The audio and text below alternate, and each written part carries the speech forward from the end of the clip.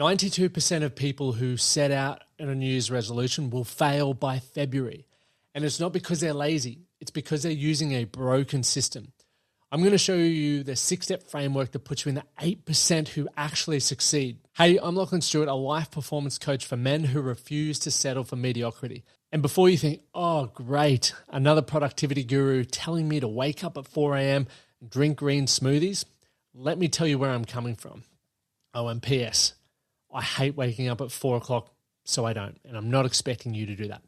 In 2014, I was a carpenter with big dreams and zero frameworks to achieve them. Today, I built a multiple six-figure coaching business. I ran 58 marathons in 58 consecutive days. That's a marathon every single day for nearly 2 months. And it's a world first. You can check it out at my website or just Google 58 marathons in 58 days. And we raised over $162,000 for mental health awareness along the way. And I'm about to become a dad, all while maintaining the freedom to do what matters most. The difference between where I was and where I am now, a repeatable system. And that's what I'm going to share with you today. Here's the brutal truth. Research from the University of Scranton shows that only 8% of people achieve their New Year's resolutions. Let me say that again. 92% fail. And most people think the problem is willpower or discipline or motivation, but it's not. The problem is that most goal-setting advice is designed to feel good in the moment. You know, when people say, hey, just do this, it's that simple. You're like, oh, I believe I can do that. But it doesn't actually work in the real world for a lot of people. We need to keep it super simple, and we need to look beyond just the goal in and of itself and the frameworks that support that.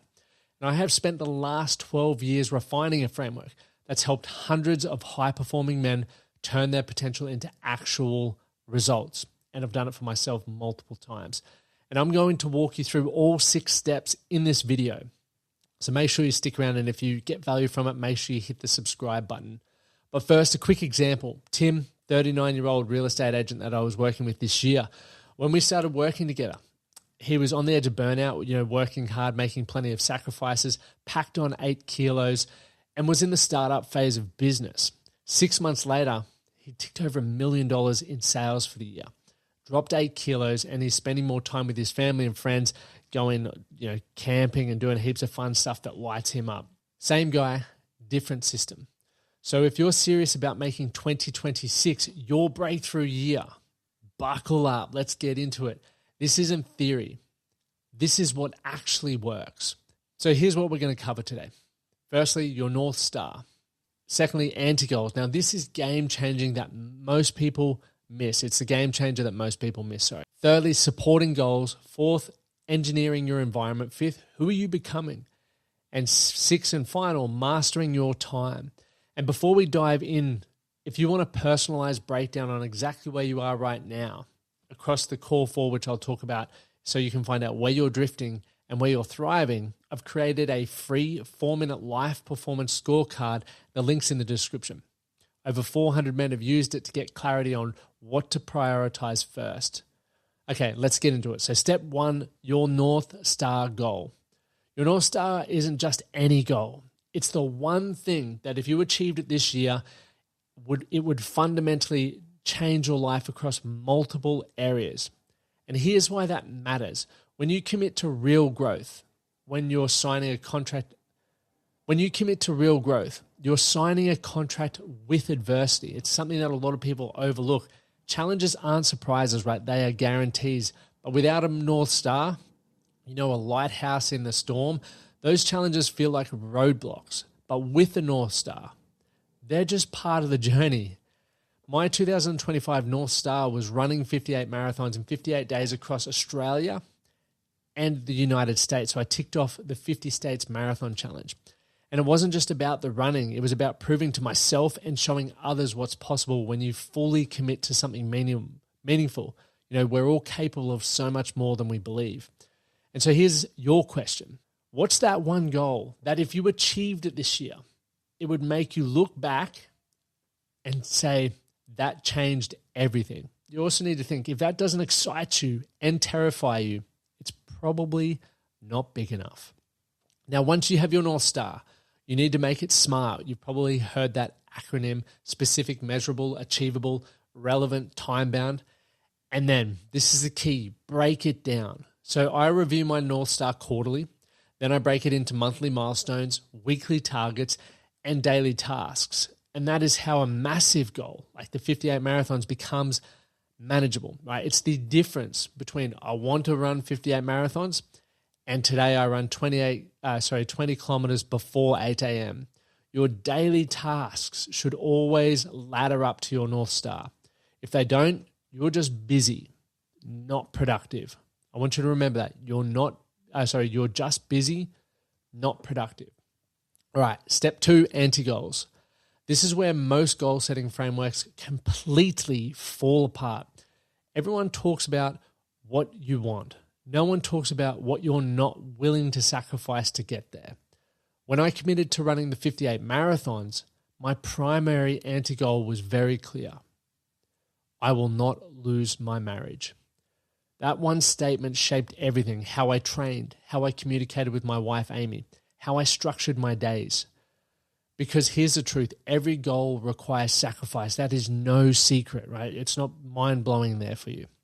But if you don't define what you're not willing to give up, you'll accidentally sacrifice the things that matter most. It's why I see so many men who financially blow their goals out of the water, or they achieve the promotions that they want, but they're on their third marriage, their children don't talk to them, and they don't have the health or the adventure that they're looking for. So that is something to be mindful of. This concept comes from Charlie Munger's inversion principle. Sometimes the best way to solve a problem is to think about what you want to avoid, not just what you want to achieve. So this year, as I prepare for fatherhood, right, I've got a kid due in February. My anti-goals are I will not be broke, I will not work more than 40 hours a week, I will not be consistently stressed and run down. Think of anti-goals like riverbanks. Without them, the water spreads thin and evaporates.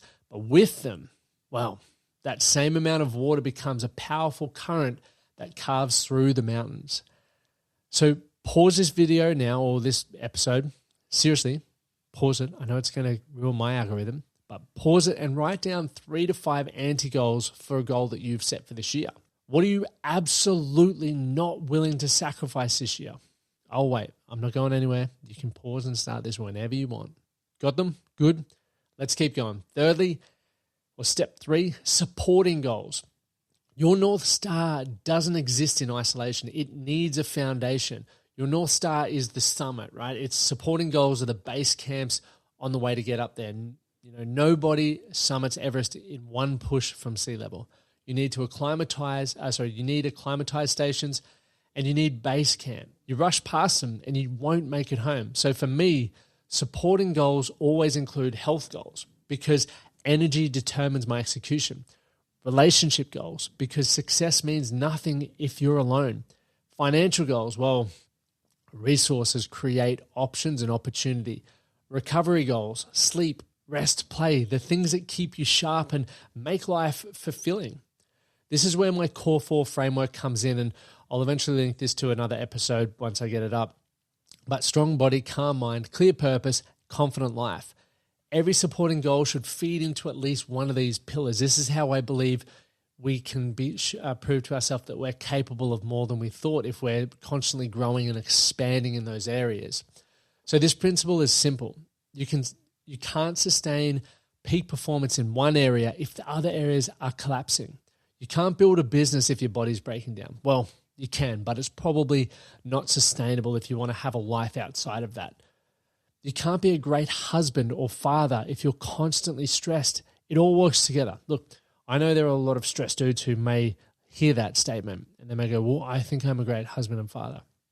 If you're chronically stressed, you could probably be a better father because kids are amazing at picking up on energy. People are amazing at picking up on energy. Think about this. When you have a mate who's stressed and he walks into the room or down to the pub or goes for a run with you, you can tell, right? You can tell something's off. So people can tell the same for you. So even if you're doing the best that you can, you could probably level up. And that's why for a lot of people who seek coaching, it's not always because their life's falling apart. It's because there are these 1%ers that can improve how they're showing up in different areas of their life that allows them to be a better business owner, better husband, better mate, and just a better version of themselves. But step 4, engineer your environment. This one's uncomfortable, but it's critical. Your environment will either elevate you or erode you. There's no neutral ground. And here's the data to prove it. The Framingham Heart Study tracked 12,000 people over 32 years. That's a pretty big study. And found that if your friends become obese, the chances of you becoming obese increases by 57%. Let me say that again, 57%. Your environment isn't just influential, it's predictive. You won't lose weight hanging around obese people, not because they're bad people at all, but because their habits, their mindset, and their standards will become your default, unless you're just one of those anomalies who can break free of that. Conversely, spend time around millionaires or great fathers, and your likelihood of becoming one skyrockets, right? This is where we align values with actions and the things that I mentioned before. When I decided I wanted to build $1 million business, look, I'm not there yet, but I'm working hard. I knew that I needed to be around people who had already done it. The problem, though, at the time was I wasn't someone that millionaires wanted to spend time with, unless I paid them, of course. So I had 2 choices in that moment: accept my current circle or become so valuable that high performers wanted me in their world. I chose the latter, and that decision changed everything. So here's your homework, right? Audit your environment. Are the 5 people that you spend the most time with pulling you towards your North Star, or are they anchoring you to mediocrity? And only you can answer that. You have to have some honest conversations with yourself. And there's a little thing that I heard years ago, and I cannot remember for the life of me who told me, but there are 3 ways to look at the relationships in your life. There are relationships that you just need to completely remove from your life. And it's not because the people are bad. It might just be that you're heading in a different direction. There are relationships that you need to disassociate or limit the time with because they're still great relationships, but maybe they're holding you back a bit. And then there are going to be relationships that you really need to enhance that time with. And you probably have an idea of those relationships, and that's a separate episode. But step 5, focus on who you're becoming. Here's the secret that nobody tells you. The goal isn't really about the goal. When people ask me how I ran 58 marathons, built a lifestyle business, and maintained a thriving marriage, they're asking the wrong bloody question, in my opinion. The real question is, who did I need to become to make those things possible? Because many people want to create change and they try to do it all at once. But I don't believe you can do it all at once. But you can eventually have it all. And what it all looks like depends on your North Star. But every big goal is an identity upgrade disguised as an achievement, because if you were already to have the results that you wanted, you would be the person or the version of you that would be able to sustain that, right? You would think the way, you would have the discipline, you would have the standards, you would understand how the processes work, and you would have the systems, right? So goals are crucible. Identity is a steel. The heart isn't meant to destroy you. The heat isn't meant to destroy you. It's meant to forge you into something that is harder to break. That is why doing hard things seems to be so popular, but we feel so much satisfaction around doing hard things and coming out the other side. We're just like, man, if I can achieve that, what else am I capable of? That's what's exciting, and I'm pretty keen to hear what you guys get up to in 2026. So after finishing the 58 marathons, people expected me to have this dip, right? This big crash. They assumed that my identity was wrapped up in the guy who ran 58 marathons. But I didn't have that come down because of previous experiences, because the run was never really about the destination. Yeah, I wanted the outcome. Yeah, I believed it was going to significantly change my life in so many different ways. That's the whole point of having that year-defining goal. But it was more about who I became in the process. More disciplined, more resilient, more capable of handling adversity. And most importantly, just proud of who I am. That version of me didn't disappear when the run ended, right?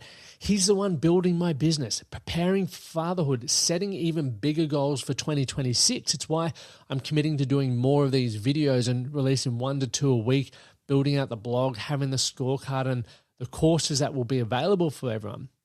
So this year, don't just chase outcomes. Ask yourself, Who do I need to become to make this goal inevitable?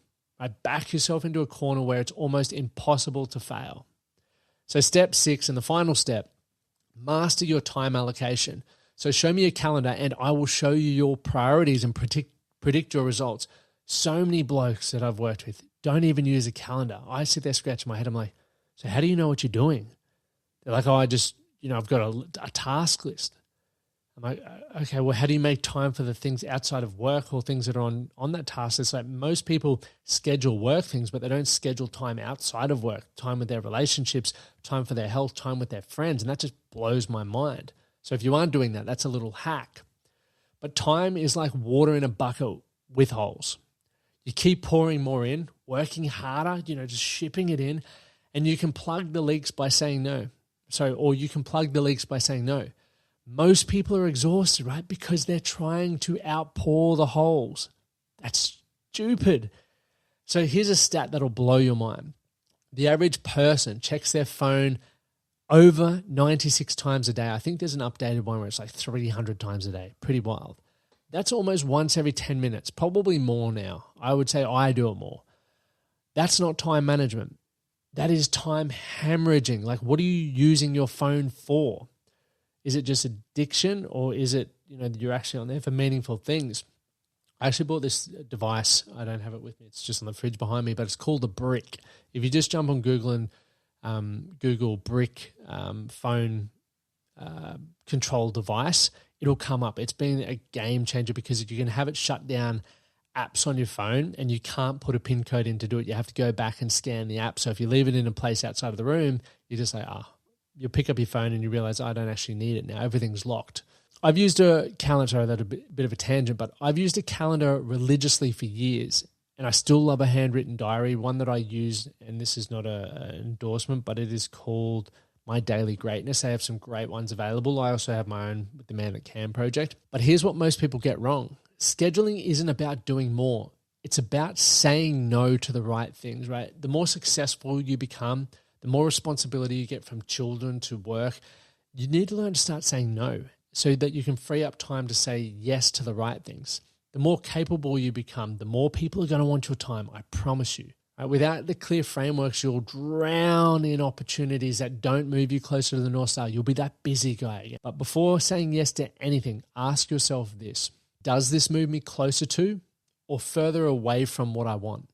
And if it's not a clear yes, it's a no for now. All right, so here's something critical.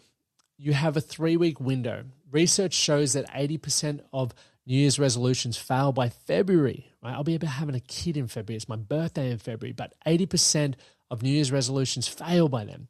That means the first 3 weeks of January are everything for building momentum and establishing habits that will carry you through the year. So if you're watching this in late December or early January, you're in that window. Don't waste it. Okay, all right, let's recap the 6 steps. North Star goal, the one thing that changes everything for the year. Anti-goals, what you refuse to sacrifice. Supporting goals, your base camps to the summit. Environment, they elevate or erode. Identity, who are you becoming? Time, plug the leaks. Now, if you're serious about making 2026 your breakthrough year, here's what I want you to do. Take the Life Performance Scorecard. It's free. It takes 4 minutes, and it will show you exactly where you are across the core 4 areas and what to prioritize first, because expanding those is going to help you prove to yourself that you're capable of more. Over 400 men have used this to gain clarity, and honestly, it is the fastest way to know if you're on track or if you're spinning your wheels. The link's in the description, and it's pinned in the comments. And if you want more strategies like this to level up your life, hit that subscribe button. I drop a new video every week, and as I've said on this new channel, I'm committing to do that every week in 2026 on life performance, discipline, and how to become the man that you're capable of being. 2026 is the year that everything changes, but only if you stop treating goal setting like New Year's ritual and start treating it like a strategic process that it actually is. The framework is here. The question is, are you ready to use it? Thanks for watching. I'm Lachlan Stuart. Let's make 2026 great. We'll see you in the next one.